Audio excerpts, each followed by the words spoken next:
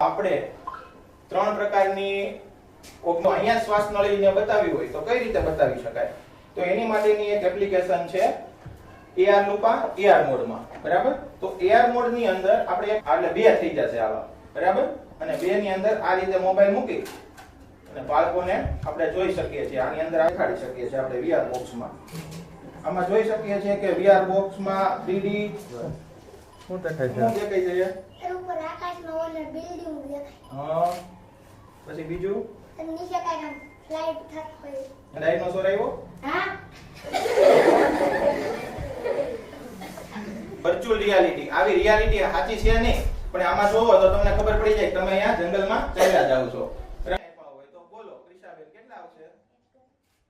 કેટલા આવશે? શક્તિનો વિકાસ થાય તમારો. એટલા માટે તમને આ એક દાખલો આપેલો છે. આમાં કેટલી આ આકૃતિમાં તમને દેખાતી હશે તો કેટલા છે? 4 છે, 7 છે, 8 છે કે 12 છે? 7 છે. પછી હું 7 આપું છું, બરાબર? જવાબ આ છોકરાએ કીધું 7 છે. ખોટો જવાબ છે. પોતાનું બ્લડ પ્રેશર, આ બ્લડ પ્રેશર નું એક અહીંયા સેન્સર મૂકેલું છે. આ બ્લડ પ્રેશર માપશે, આ એનું ટેમ્પરેચર માપી લેશે અને આ અંદરનું બીજું સેન્સર છે એની હાર્ટબીટ માપી લેશે. આ બે કામ પછી 3 સેકન્ડ 4-5 સેકન્ડ રાખશે, બરાબર?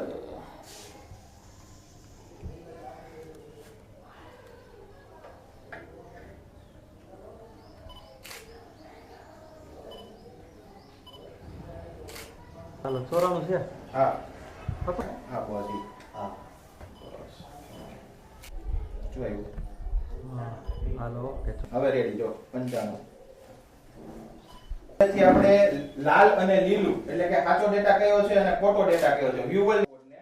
તો કોઈને હાર્ટ પેશન્ટ હોય તો એને પોતાનું હાર્ટબીટ માપી શકે, આપણે એને જોઈ શકીએ છીએ. એક એવો નાનો એવો રોબોટ બનાવેલો છે કે જેને અહીંયા અક્ષર સુધી પહોંચેલા હતા.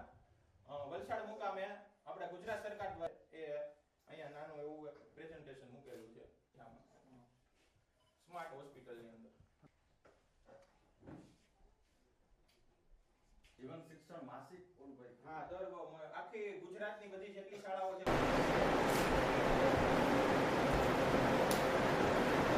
બસ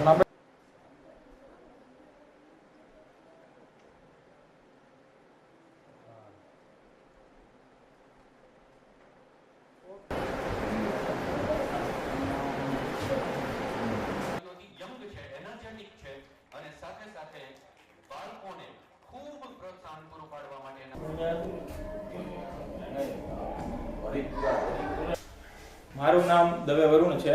હું બવાડી પ્રાથમિક શાળામાં 11 વર્ષથી ફરજ બજાવું છું. સાથે ગણિત અને વિજ્ઞાન શિક્ષણમાં ટેકનોલોજી આધારિત શિક્ષણ કેવી રીતે આપી શકાય તે માટેની મારે એક પહેલ કરેલી છે, જેમાં મેં એક એપ્લિકેશન બનાવેલી છે જેનું નામ છે Varun mathematics puzzle game AR and VR. Augmented reality અને વર્ચ્યુઅલ રિયાલિટી આધારિત આંતરિક રચનાઓને બાળકોને અઘરી લાગતી હોય છે. તો બાળકોને અઘરી લાગતી વસ્તુઓને સહેલી કઈ રીતે કરી શકાય તે માટેના નવતર પ્રયોગો કરેલા છે.